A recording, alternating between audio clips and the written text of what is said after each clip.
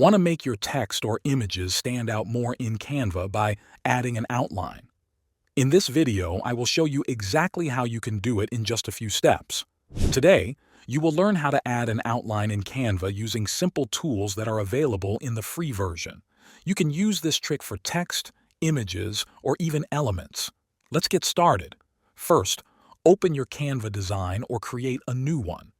If you want to outline text, type out your text on the canvas. Select the text and then click on the Effects option at the top.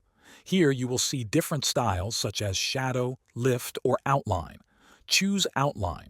You can adjust the thickness of the outline by moving the slider. You can also change the outline color by clicking on the color box. This way, you can create bold text with any outline color you want. If you want to outline an image or an element, the process is a little different. Select your image, then click Edit Photo. In the editing panel, choose Shadows and then select Glow. Increase the size and transparency while reducing the blur. This will give the effect of a clean outline around your image.